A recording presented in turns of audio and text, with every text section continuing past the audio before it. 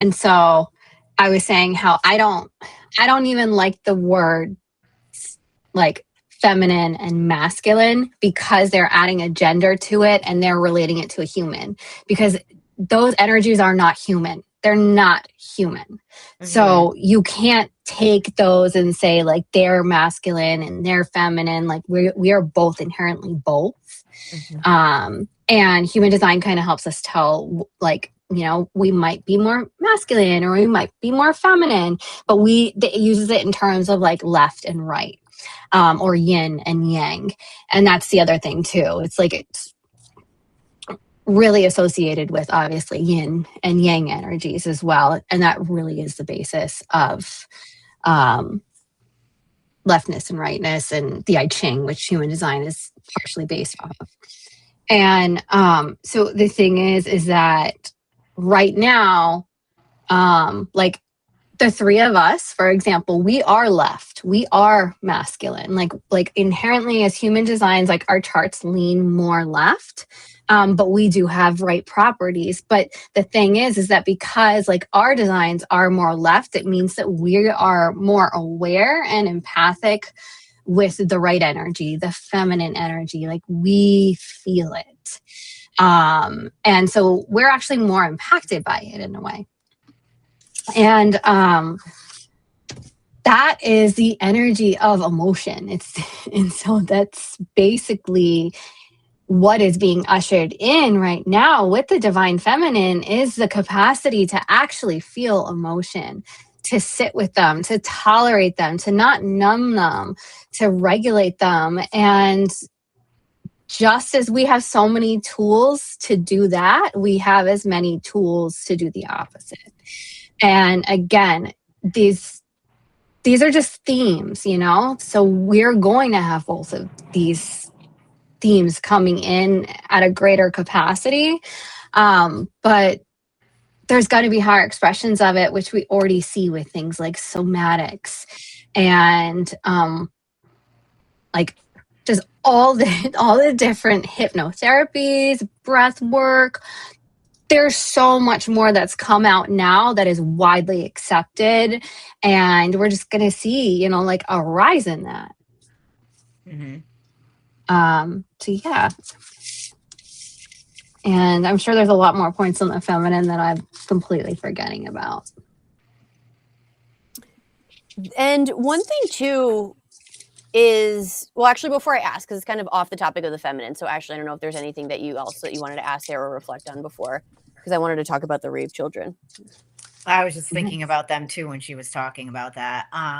Because you're talking about more of the passive energy. So it's like, are they going to be the embodiment of the feminine coming into this planet? Because this planet, the last like even couple of thousands of years, has been very masculine, patriarchal, archaic, you know, and we can feel the shift out of that energy because we need more of the feminine. I feel like the feminine has been pushed aside,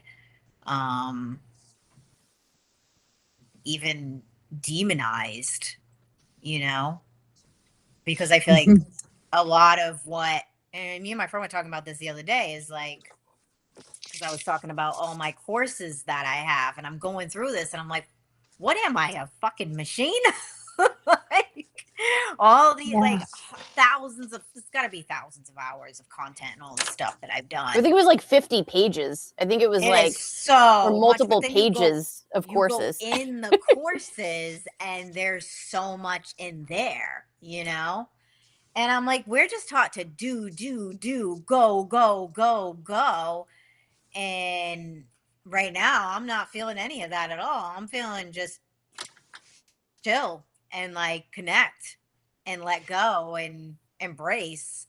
But I feel like that's been the energy for humanity, is this like push forward, which is more masculine. Have you been feeling that, Alyssa? That like it's kind of just like this like need to slow down lately? 100%. Yeah. I feel like being is the new doing.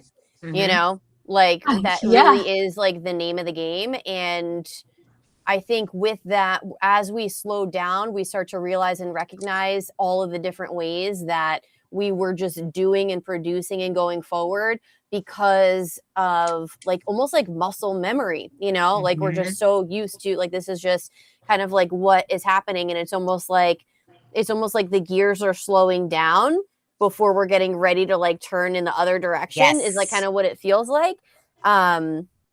And with that, it's like recognizing as we're slowing down too, and there's like a confetti of cat hair right here. This is try to breathe through this. Is this like power in the now and power in the presence, where it's not about doing more, but in being the things that we do reach further, have a bigger impact. And so that's what I feel like as we shift and move closer towards these new energies, is seeing how much power we have in not doing, and how important it is to slow down before you do, to really check in with that. Because I think it's going to be really easy in this transition for us to, again, keep going back into that autopilot. Now the cat hair is in my eyeball. Sorry. But so, to not get caught in that kind of like repetition, and instead be able to like really slow down. And because of that, I think like, I'm glad you brought up, Sam, like pivoting, that like pivot energy, because I think that was a lot of 2025 into 2026, and we're going to keep seeing that. But what I'm also seeing, and Ashley, you're probably seeing it too, right, is like how people are becoming a little bit more certain, even if they aren't ready to like do and take action. They're kind of taking these like slow, small steps, but that's also a spectrum. There's a spectrum of like recognizing where you are within that transition of like, all right, I'm here. It's feeling like I don't want to do this anymore, but I'm not really ready to like see what that other thing is yet. Whereas there are those other people like further along on the spectrum that are like, I've already recognized I don't want to do that anymore, and I'm starting to move in that direction. And then I think there are also some of us, and I would kind of place Ashley, you and I kind of like in this category too, of like, when you too, Sam, you're there. Of just like, okay, here is the thing that I'm doing, and now it's really just about kind of like staying there and not digressing back. You know, into the conditioning. Yeah. Wow. Yeah, that last part threw me in. And the thing is that like, when we talk about lower expressions and higher expressions and things like that, they're really just expressions too. You know, they're micro habits, micro decisions that we make throughout the day that could be in a higher or lower expression, and eventually brings us into a place where it's like, then suddenly, like for me, I realize, oh my gosh, I'm in my not self. I'm in like, this is like a shadow place. I need to turn around. And that's that level of awareness that is going to be coming into play. And non-judgment too, right? Like not judging when you're in that place. I think that's the work, right? It's the like discernment, the discernment, and then telling a story about it, and then like kind of like sitting in your shit, right? But kind of like you said before too in part one, right, just really like letting those emotions kind of move through instead of sticking. Exactly. Noticing them and also feeling them, whatever that means. That's the one I'm working whatever on. That means. Well, none of us have a defined emotional center, so when I cry, I cry. I cry those fucking tears of mine. Yeah, my husband will be watching a commercial and like tears are rolling down his face. I'm like, what is happening? And I don't understand it, but he just rides that wave where you guys have seen Elemental. It's like the water people. It's like they're always sweating water. It's just like, that's just who they are. I'm fire. I need to add that to my movie list of Disney movies that are so important in helping us understand energy. Oh my gosh. The paradigms and everything. It's so funny. Yeah. I love that movie. It's like, the elements are really, really big. If you really want to understand like the basics of all of these things, you just got to understand the elements and how hot and cold work and what happens. Yeah. Because when you're adding more heat to situations or when you're cooling things down, again, it goes hand in hand with the feminine and masculine discussion. You have your yin and your yang energies, and then you have your elemental energies and stuff like that. It kind of reminds me of astrology, right? Where there's like the different elements related to the signs. Mm-hmm. And even one of the things that you said before too is like the energy of either like fixed, mutable, cardinal, right? Like there's sort of those little aspects too that are just they're all fractals, right? It's all just fractals, you know? Exactly. It all will tell you. Exactly. Mm-hmm. Yeah. So do you think talking about the rave children, is that too big of a can of worms? Yeah. Should we talk separately about that? Or do you think we can fit that into this conversation? I definitely think it's a can of worms, but we can definitely touch on it. Okay. Because I am, there's things that like, obviously human design was channeled by Ra, right? But he wasn't the only person who channeled it. He was the only person who was able to synthesize it into a system that could be used by humans. There's plenty of other people who channeled it. Some people went absolutely crazy. I think the other people went crazy. But Ra was a manifestor. He was able to put it out into the world. And so like, there's a lot of people out there who take his word as like golden, but he was just another human. And so I do come at it from like a perspective of, again, human design. If we were to listen to just his word, we would be using an outer authority. Mm-hmm. So I use my own experience and stuff. And right now I'm still studying the new paradigm. It's within human design. It is so much content to not just like, it's a lot to read, but absorbing it, because just one like paragraph of what Ra says is ridiculous. And I did have a paragraph I wanted to. Is it possible for me to read it to you guys? This is a quote from Ra, which of course I don't have a page marked. So maybe I can't read it to you. Do you want to take a second and look for it? Because I do. Yeah. So while you do that, I wanted to pull one thread together, and I was kind of starting to say this when the last video cut out. One of the things as you're talking about it, Sam, is giving me a lot of just like hope in the future, in the sense that like it can be so easy to get really caught up. I personally right now have been getting really caught up like in the fear. Not even just like the fear, but it was just like, oh fuck, like the fuckness of just like some things that are happening right now, and like knowing like, okay, there are things that we need to do to like make sure like shit doesn't get really, really bad. Like what can I do? Like that sort of thing. One of the things that you mentioned was that whole idea of like non-judgment and good and bad, and recognizing that we're in this transition between these things, because I think it's really easy to say, oh, wow, this whole last however many 100 years, 400 years has been a shit show, right? And like putting all these things together, but really we needed this incarnation cross, and we needed this time, this, as you described it, incubation period for certain things to come up for us to be where we are right now, to be able to be at the level of consciousness that we are. And as things are like darknesses are coming to light, because it's not that all these bad things are happening right now, it's that now we're seeing it, now there's awareness of it as we transition into higher timelines, as I like to think.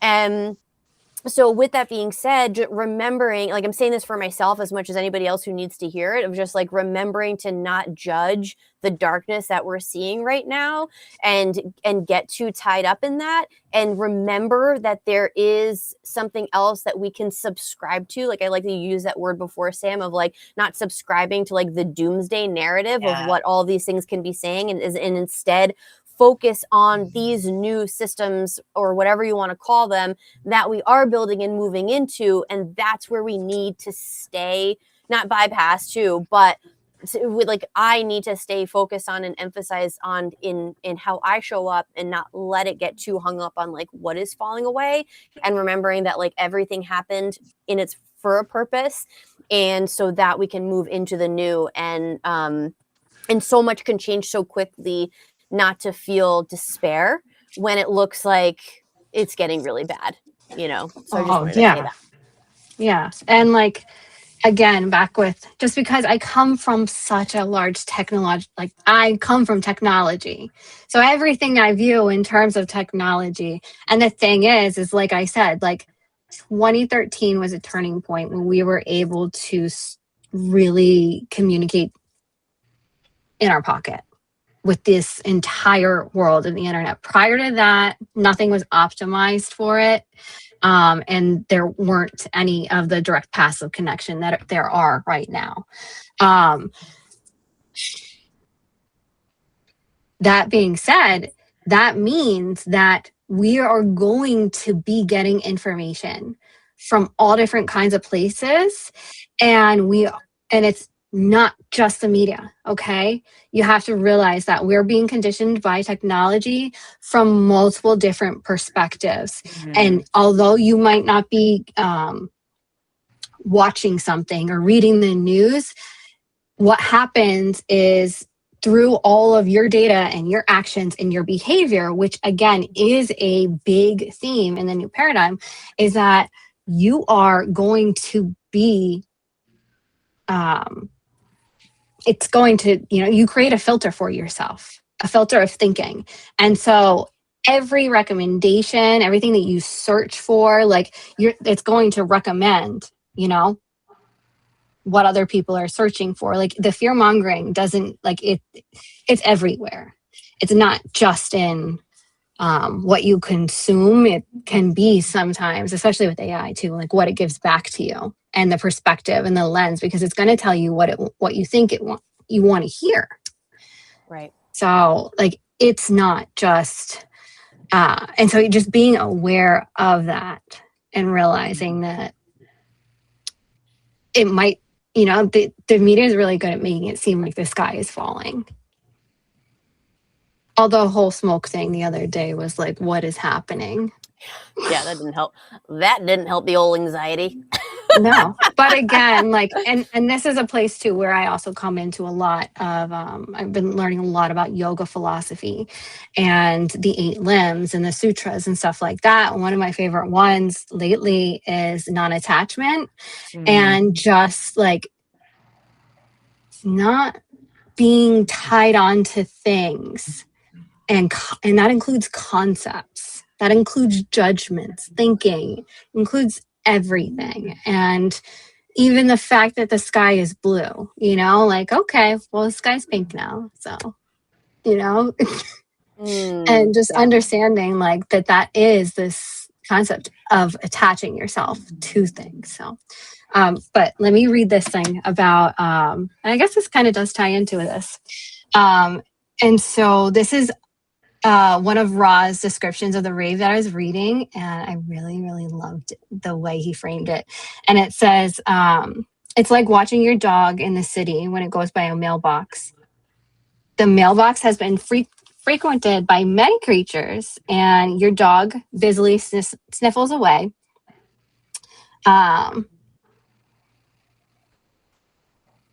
Meaning like your dog keeps sniffing it, but like imagine if a human were doing that, like sniffing a mailbox. But we know that basically, I'm going to read what he's saying, and actually and yet we do not have an olfactory system that you can evenly modestly compare to your average dog. What they take in as a smell is multidimensional, carries all kinds of information far beyond anything, that it's another dimension.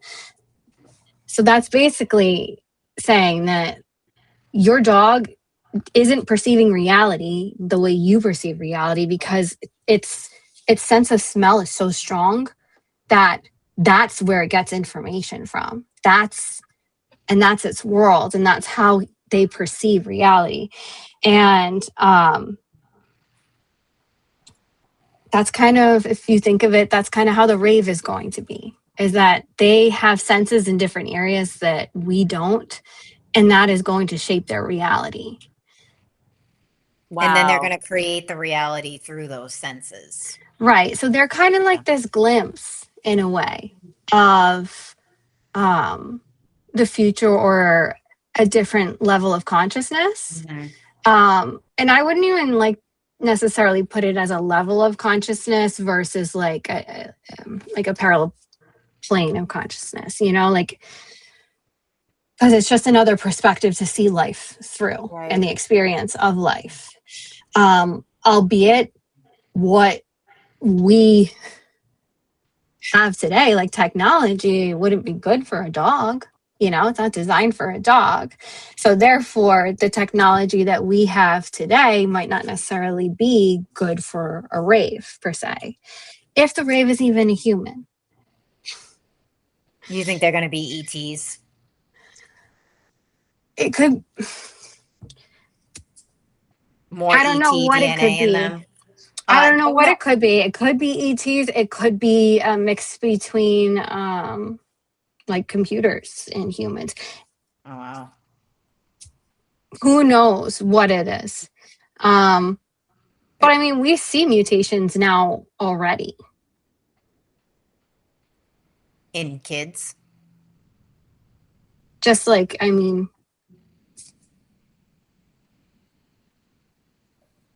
yeah, in a sense, I guess. Well, I mean, where senses are higher. Where senses are higher, like autism, essentially, right? Or like neurodivergence in a sense. Yeah, like, that's exactly. I feel like one, like how we're seeing it, like how we're seeing ourselves evolve in that sense. Yeah. Of like having that extra sense, and because that's a big thing, right? That the nervous system is so sensitive that it picks up on so much that's overstimulating. So it'll be interesting to see. I feel like just how we, whether new people, like even telepathy too, right? Like I feel like telepathy and the telepathy tapes, and I feel like that even gets tied much to autism or the spectrum, if you will. So, I'm curious if that's a way that I feel like I've heard people in human design kind of talk about how like that's what it's going to look more like. Well, so that's the thing though. It's that it really, the two definitely tie into each other, because we are dealing with they're able to kind of like tap into, when they're in groups, they're able to like tap into and create like a consciousness, I guess, that they don't have separately. I'm so fascinated, and I'm very skeptical, obviously. Like, I'm always skeptical of these things. So interested to see what does come in February. It'll be February 15th is the first like chart that Raw references of a rave child. So, I mean, there's going to be a child born at that time, and we'll be able to see, we'll be able to tell. Are they not going to be able to physically move? Because people talk about that, like how they won't be physical, like be able to have movements like we do. I haven't got that far, like in like my like full on studying and research, but I have asked that question, and I'm not getting the sense that that's like a fact, like a standard that will be While you're talking about it, I don't feel like I feel like they're more. I don't feel like the movement thing is necessarily going to be as much as like how conscious they are, like the level of, like when you're talking about them now, when I'm tuning in, it feels more galactic. It feels more ET because I work with those energies. So I know what they feel like. That's exactly what the sense I get too, where it's, where they like galactic energies don't respond like humans. Right. They observe, they don't talk that much. They watch, they observe, they listen. They can see beyond, like we're like this, and they see more. They connect deeper. So I feel like they're going to be kids that are probably not as vocal, more quiet. They may even make noises, like different kind of noises. And yeah, when you said the telepathy thing, I feel like that's something else. I feel definitely a lot of that. Yeah, I think there's a lot there, and I'm really curious I'm really curious to see what happens, and to also see how they do align with, because I think the telepathy tapes, the non-speakers, and just autism in general are fascinating, and it's going to be really interesting to see how they compare. And I'm definitely going to be someone who is making a ton of observations on that, I'll tell you, Yeah. just because of, like my current like ADHD, ADHD, that I analyze a lot of that stuff in the human design chart now to be able to tell you, like, because a lot of the ADHD stuff and autism stuff, it's all left. It's all left. But now we're bringing in this rightness, this more feminine part. Yeah. And so it's going to be more influenced by emotion in a stable way. And so maybe they make beautiful noises. That's, yeah, it's like, I don't know. Knowing you're a little, like, you hear, I'm not around kids all the time, but kids just make noises. It's not you know annoying. what I mean? Like, it might be more welcomed. Right. Yeah. Before they even talk or respond, or like maybe they're observing and they're making noises. Cause I feel like when you, like, with the throat, like, it helps you tune in. So sometimes when I'm channeling, like, oh yeah, I'll talk out loud, or I'll sing, or, you know what I mean? It helps me connect deeper. Exactly. And there's a lot to be said about that in general. So I love that as honestly, as an observation and something to look into. Yeah.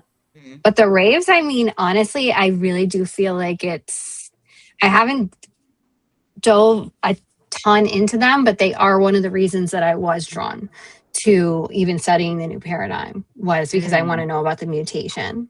Because, as people who work in the field of energy right now, the 7 to 9 centered system, which I didn't even get to touch on, is a huge part of human design. We went from the 7 chakras to, this 9 centered mechanical human being. And so now there's another mutation coming to another being. So interesting. It's so fascinating. And I love that we have a system and language to, like, discuss through it, because it is so hard sometimes. The concepts are so big, Yeah. I do feel like this warrants another discussion. Yeah. So as we wrap up, Sam, I know you're going to begin doing, or maybe you are already doing, human design readings and stuff. Do you want to tell everybody where to connect with you, or how to connect with you, if you want to share that now? Yeah. The best. Yeah. I mean, the best place probably to connect with me is on social media. I don't really post or do anything. I'm working on getting, like, some sort of content system together. I've got plenty of content that I've already, like, written and stuff. I just haven't put it out there yet. So connecting me on social media at I don't even know my Instagram handle. It's illuminated.insight. And you can just look up my website at lumensight.coach. Awesome. But yeah, there'll be more to come. And yes, I am doing human design readings. I love doing human design readings. I am going to start branching into couples readings now too. Nice. And then family readings.